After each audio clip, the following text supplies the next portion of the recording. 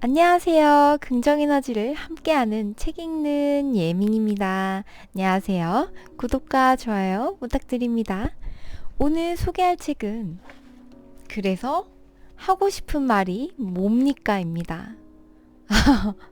네, 이 책 다소 조금 도발적인 제목이죠? 회사 생활이 힘들다면 보고를 바꿔라. 비즈니스 커뮤니케이션 전문가 김범준이 전수하는 보고 때문에 고통받지 않고 보고 덕분에 인정받는 법에 대해 잘 나와 있는 책입니다.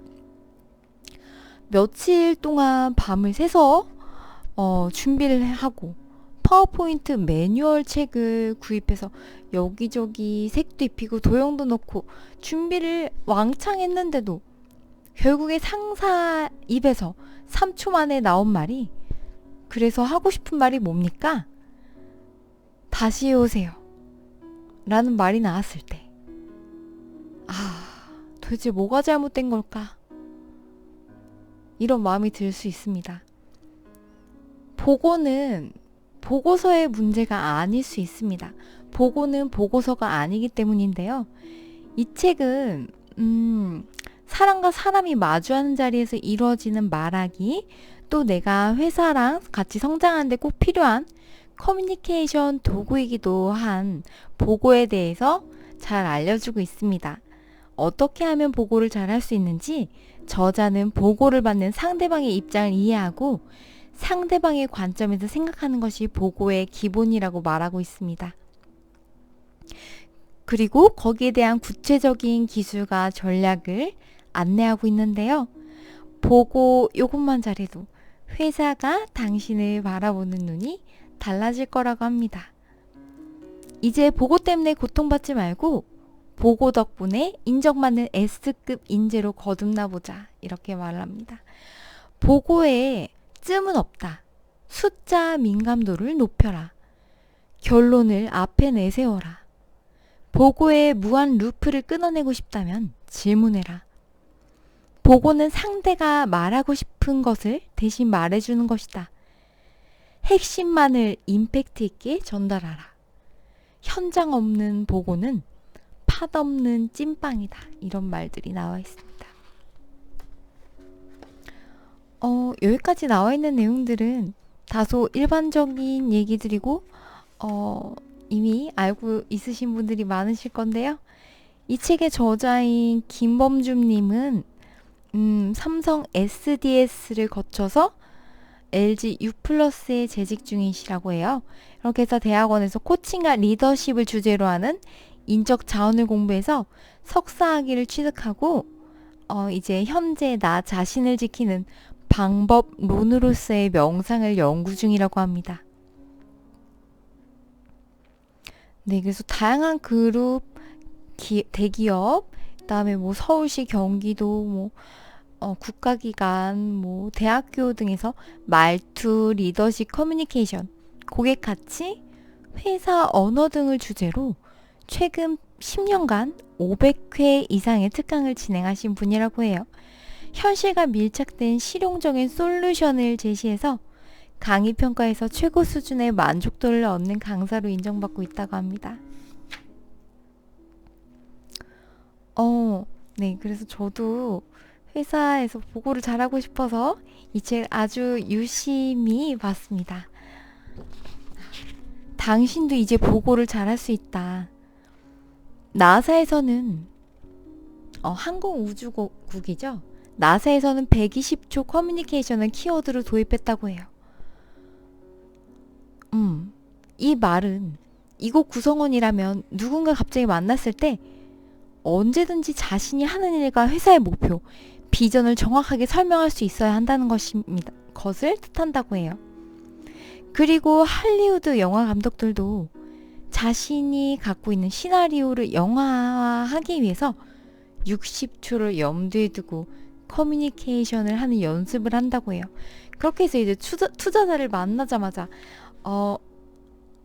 짧고 임팩트 있게 주어진 시간이 한정돼 있기 때문에 그 시간 안에 설명을 해서 투자를 받아내는 그런 연습을 하고 있다고 합니다.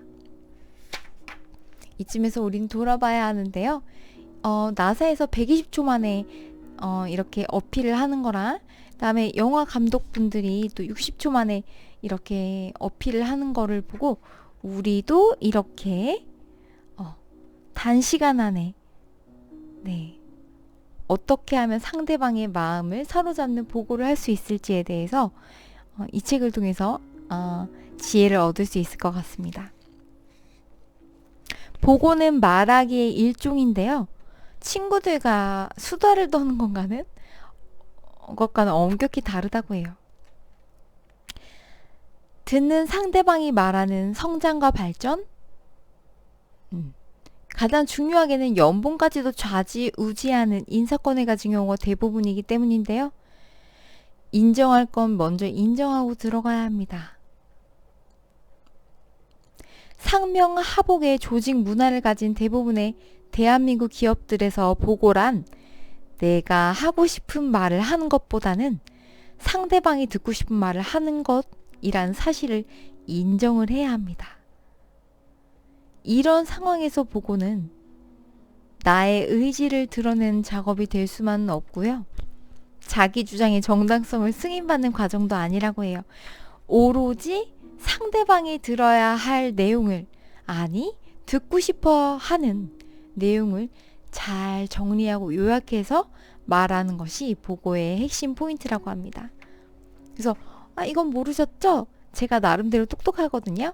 그러니까 제 말대로 하시는 게 좋으실 겁니다. 이렇게 보고하는 게 아니라 그런 욕망을 누르고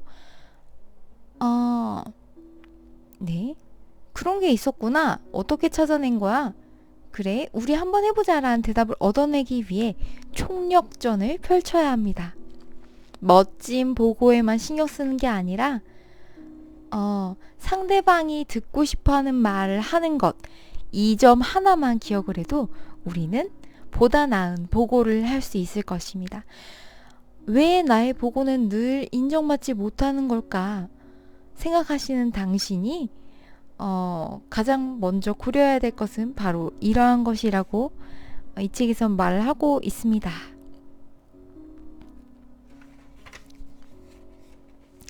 네, 그렇게 해서 이 책은 되게 다양한 팁을 다루고 있어요. 1장에서는 관심을 집중시켜라. 결론부터 말하는 습관 기르기. 2장은 관점을 바꿔라. 상대의 입장에서 생각하기. 그 다음에 3장에서는 문제의 단서를 찾아라. 복잡한 상황을 단순화하기. 이런 내용이 나와 있고요. 4장에서는 정확히 말하라. 기본을 지키는 말하기 방법에 대해서 말하고 있습니다. 또 5장에서는 여운을 남겨라. 상대의 협조를 얻는 기술, 이렇게 나와 있습니다. 1장 관심을 집중시켜라. 그러기 위해서는 결론부터 말하는 습관을 들이라고 해요. 우리의 보고 대체 무엇이 잘못되었을까요? 밤새 준비를 열심히 했는데도 한참 긴장된 마음으로 열심히 보고를 했는데 이사님의 입에서 말이 나온 말은 바로 이런 말입니다. 수고 많이 했네. 그런데 결론이 뭔가? 네. 그래서 다시 또 막 열심히 또 준비를 해서 보완을 해서 또 가져갑니다. 근데 또 이런 말을 듣습니다. 보완해서 다시 보고하세요. 라는 기약 없는 말이 돌아옵니다. 네. 그 말을 들었을 때 맞아, 나는 보고에 원래 자신이 없었어. 대학 때도 발표보다는 자료를 만드는 걸 더 잘했어. 스스로 변명을 해보지만 뭔가 답답한데요. 뭐가 문제였을까요? 우리는 귀납적 말하기, 그리고 그들은 연역적 듣기를 한다고 해요. 우리는 보고를 하는 사람들이고 그들은 보고를 받는 사람들인데요. 우리가 말을 하는 거랑 그분들이 생각하는 뇌의 구조가 다르기 때문이라고 해요. 보고를 하는 사람들은 대체적으로 귀납 구조에 익숙해서 이래서 제가 이러한 결론을 냈습니다 라고 말을 하는데 되게 이렇게 꽂혀 있는데, 반면에 듣는 사람의 입장에서는 결론부터 생각하고 결론까지 가기까지의 시행착오라든지 어떤 점이 필요한 건지, 지장은 없는지, 다양한 문제점에 대해서 먼저 생각을 하는 게 그분들이라고 해요. 그렇기 때문에 우리가 보고를 할 때는 처음부터 끝까지 유려하게 흐르는 논리를 말하는 게 아니라 그들이 생각하는 결론에서 체크해야 할 상황을 팩트 중심으로 언급하는 게 우선돼야 된다고 해요. 왜냐하면 그분들은 결론을 이미 내린 경우가 대부분이기 때문입니다. 즉 결론은 이미 정해져 있다고 해요. 다만 그 결론에 이르는 과정에서 문제가 될 부분이 무엇인가가 궁금할 뿐이라고 합니다. 그래서 그들의 생각 회로에 따라서 3단 논법 논리를 따라줘야 한다고 해요.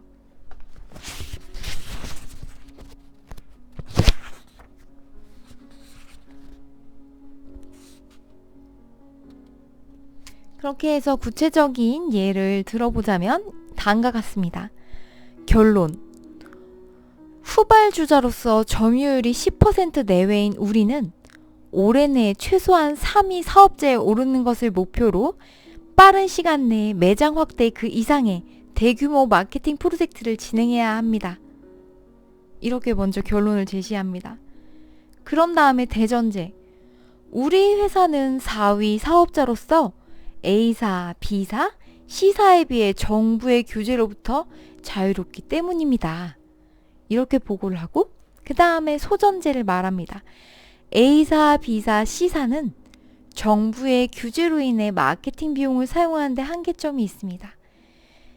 이런 식의 흐름으로 보고를 하면 우리는 훨씬 더 긍정적인 결과를 얻을 수 있다고 해요. 다만 보고를 할 때 결론을 쉽게 언급하라는 얘기는 아니고 결론을 내리는 주체는 우리가 아니라 그들이기 때문입니다. 보고를 하는 입장이라면 겸손이라는 키워드를 잊지 말아야 합니다. 법정에서 판사가 내린 결론을 들어야 하는 당사자가 아니기 때문에 지나치게 쉽게 결론을 아는 채 하면서 말하는 것은 경계해야 한다고 해요.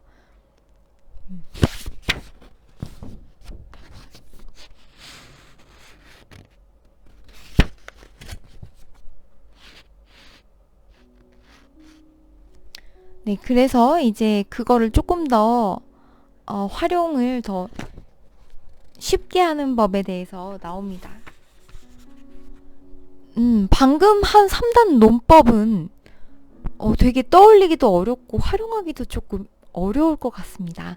그렇게 해서 여기에 나온 게 CMM입니다.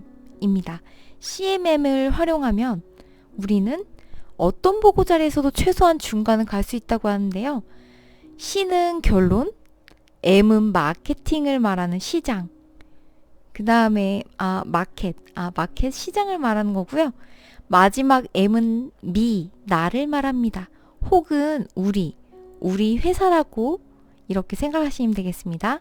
그렇게 해서 CMM이란 프로세스를 결론부터 말하고 시장을 말하고 그 다음에 나, 우리 회사 이런 식으로 진행을 하라는 말이라고 해요. 그렇게 해서 방금 말했던 것처럼 CMM을 활용하면 결론은 후발주자로서 점유율이 10% 내외인 우리는 올해 내에 최소한 3위 사업자에 오르는 것을 목표로 빠른 시간 내에 매장 확대 그 이상의 대규모 마케팅 프로젝트를 진행해야 합니다. 이렇게 결론을 먼저 딱 말씀을 드리고 그 다음에 시장을 말씀드려야 해요. 경쟁사는 정부의 규제로 인해 마케팅 비용을 사용하는데 한계점이 있습니다.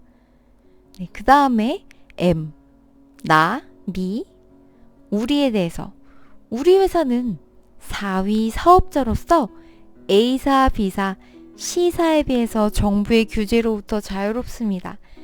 이러한 흐름으로 말을 하면 굉장히 자연스럽게 우리는 기억을 하면서도 상대방이 듣고 싶어하는 순서대로 핵심을 빠르게 전달하면서도 그에 대한 배경 설명을 시장에서 찾고 그러면서 그에 따라서 우리 회사의 모습에 대해서도 이야기한다는 점에 대해서 보고를 받는 그들의 사고에 부합하는 방식이라고 해요. CMM은 변화를 이끄는 기술입니다. 네, 그렇게 해서 이런 순서대로 보고를 하면 정말 많은 도움이 될 것 같습니다. 다양하게 이 책에는 보고를 하면서 또 도움이 되는 여러 가지 꿀팁들이 굉장히 많이 나와 있어요. 그 다음에 이제 안 되는 이유 100가지 대신 되는 이유 1가지를 말하라고 합니다. 네, 그렇게 해서 보고를 받는 사람에 대해서 해시태그를 여기서 정리가 되어 있는데요. 정말 의외였습니다. 보고를 받는 사람들은 공통적으로 묶을 만한 해시태그가 있다고 해요.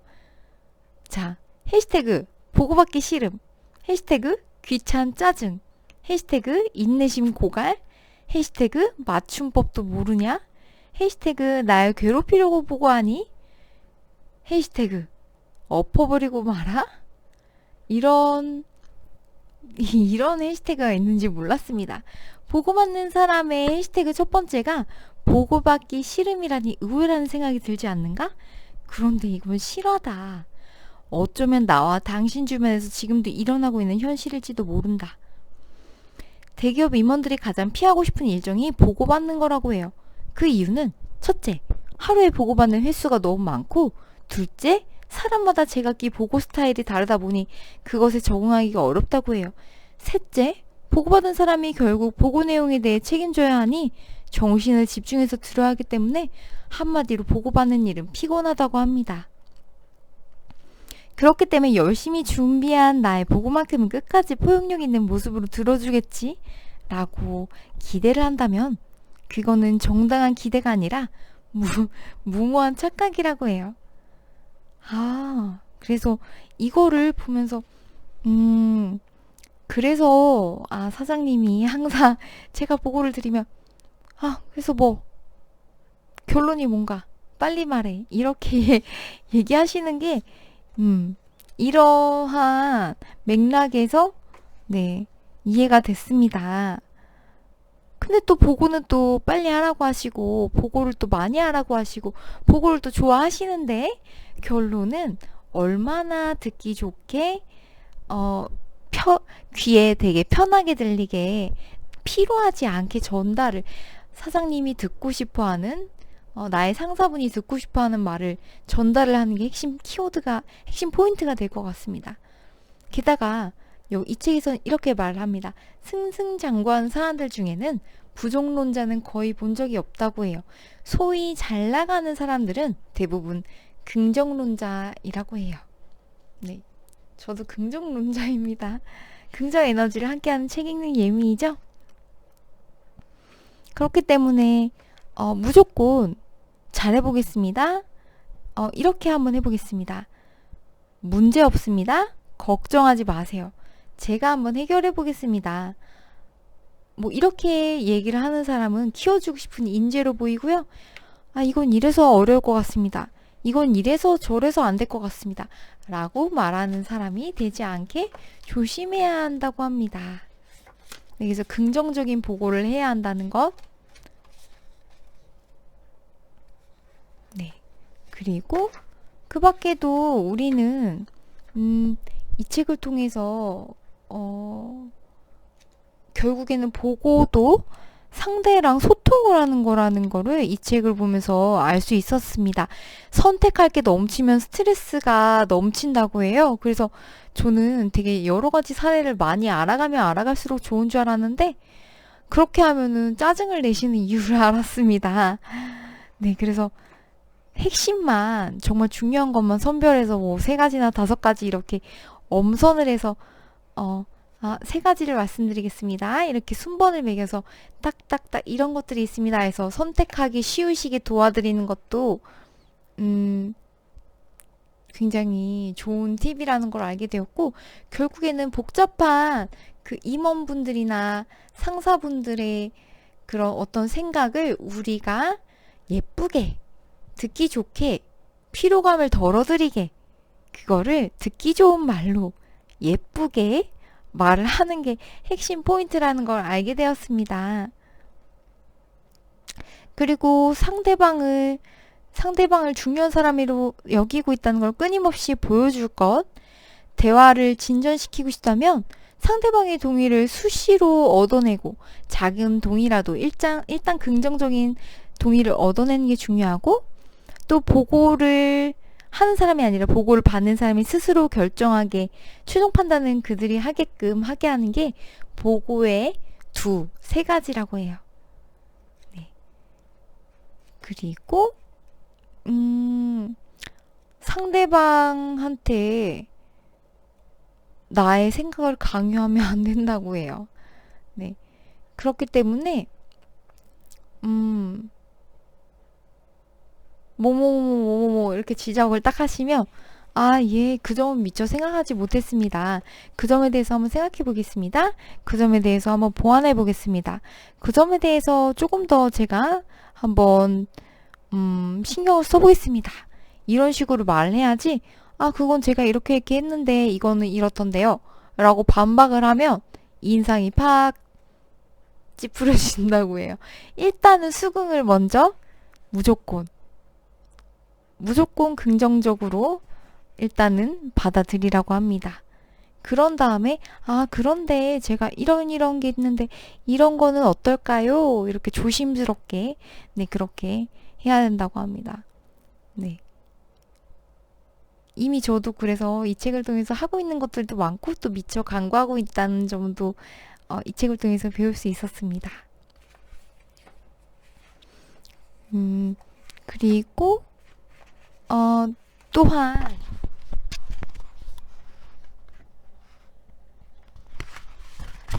디스패치처럼 언제 어디서 왜 어떻게 무엇을, 이것도 정말 중요하다고 해요.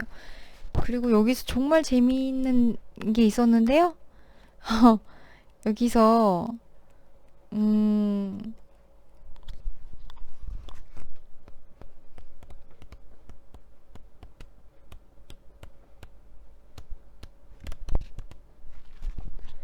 항상 기한이 정말 중요하다고 해요. when, 언제까지가 정말 중요하다고 하는데요.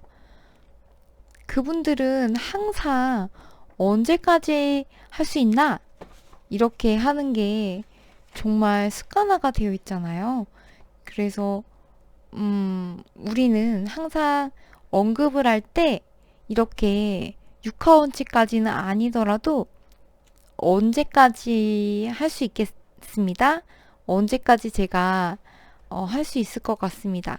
이런 식으로 하는 게 중요하다고 해요. 아, 여기 진짜 재밌는 사례가 나오는데, 예전에 함께 일했던 상사가 있었다. 그분의 성은 김씨고 별명은 언틸 킴이었다. 이런데 언틸 영어는 뭐뭐까지입니다.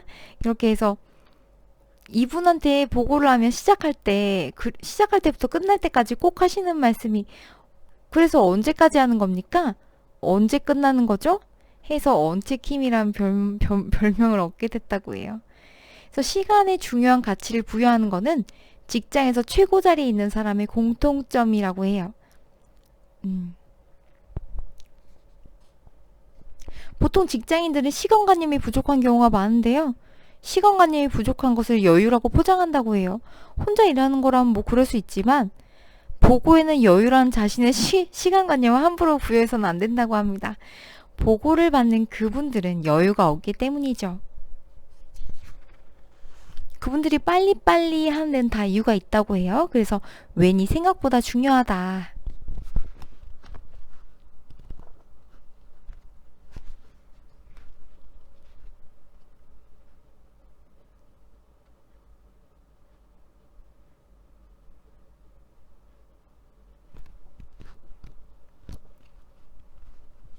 네. 그리고 뭔가 그거를 과거 화법을 쓰라는 것도 되게 유용한 팁 같았습니다. 여기서 예를 들면은, 아, 저는 이렇게 생각하는데요가 아니라, 아, 일단은 부정적으로 막 지적을 당했을 때, 그냥 일단 수긍을 한 다음에 어쩔 수 없이 꼭 말을 한다면 주어를 나로 하여서 저는 다르게 생각했었습니다. 이렇게 저는 다르게 생각합니다. 라고 현재형으로 말해서는 안 된다고 해요. 과거형으로 저는 다르게 생각했었습니다. 이런 식으로 말을 하라고 합니다. 우리는 보고에 관해서는 보고를 파는 장사꾼이라고 해요. 그리고 그들은 보고를 사는 소비자고 그들은 우리의 고객이라고 합니다. 그렇기 때문에 고객의 마음을 움직여야 되고 그게 예의라고 해요. 이렇게 생각하니까 마음이 되게 편하더라고요. 물론 윗사람이 생각하는 게 명확하게 틀린 경우에도 늘 입을 다물고 있어야 하는 건 아니고 이때 필요한 건 미루기 전략이라고 합니다. 보고자로서 말을 미루고 즉시 지적하는 것을 잠시 미루고 이사님이 말씀해 주셨는데 제가 미처 말씀을 못 드렸습니다. 말씀하신 내용 중에 제 생각과 다른 게 있어서 이렇게 찾아왔습니다. 이렇게 하거나 아니면 견해 차이가 심하다 싶으면 이사님, 자료를 취합한 우리 부서의 담당자 박대리와 미처 확인하지 못한 상황입니다. 확인하고 다시 말씀드려도 되겠습니까? 일정상 며칠간의 여유가 있으니 빠르게 확인하여 정확하게 말씀드리겠습니다. 이렇게 궁극적으로 그들이 보고에 따른 선택을 기분 좋게 미루도록 충분한 여유가 남아있음을 확신하도록 하는 게 좋다고 합니다. 그리고 말투조차 그분들이 사용하시는 말투, 왜 저런 말투를 굳이 저런 표현을 저렇게까지 억지스럽게 굳이 저런 표현으로 써야 되나? 이런 식으로 예를 들면 삼성이라고 해야 될 거를 뭐 S사라고 그분이 굳이 부르신다면 그러한 자주 쓰시는 표현을 자주 활용을 하고 친해지려는 그런 친밀감, 동질감을 느끼게 해주면 좋다고 합니다. 그러면 여기까지 리뷰해 볼게요. 유용하시길 바래요.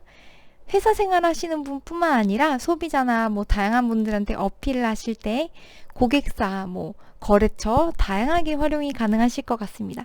그러면 다음에 만나요. 안녕. 사랑합니다.